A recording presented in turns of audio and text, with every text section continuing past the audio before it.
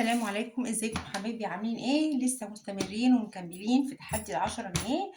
خازين لشهر الخير، شهر رمضان. اللهم بلغنا رمضان لا فاقدين ولا مفقودين.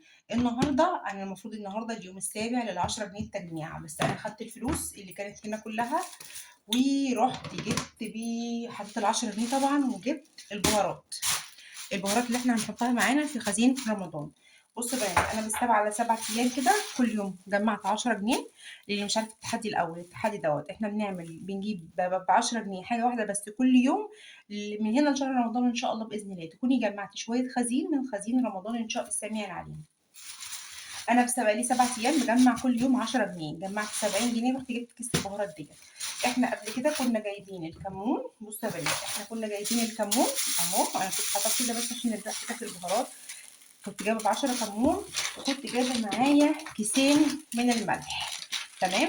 طيب انا كده معايا الكمون ومعايا الملح. جبت ايه تاني بقى؟ جبت ب10 جنيه بابريكا، وجبت ب10 جنيه قرفه ناعمه، وجبت ب10 جنيه بصل بودر، وجبت ب10 جنيه كركم، وب20 فلفل اسمر حصى.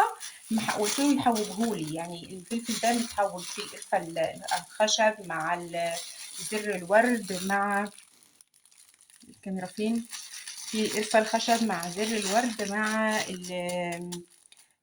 ورق اللوري مع الكلوبة الصيني مع الزعتر، متحوج يعني. تمام. وجبت كمان ب10 جنيه 7 بهارات. يبقى انا كده معايا ادي 10، ادي 20، ادي 30، ادي 40، ادي 50، وادي 20 جنيه، يبقى كده 70 جنيه.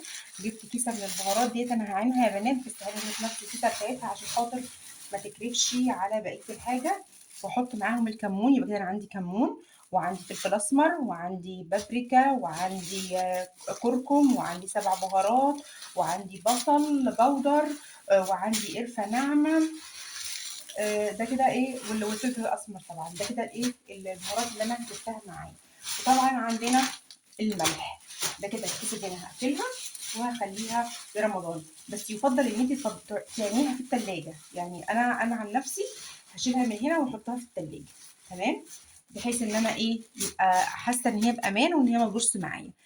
لحد هنا خلص التحدي اليوم النهارده، وعرفنا ايه اللي احنا جبناه بال70 جنيه اللي احنا دبقناهم مع بعض في البرطمان.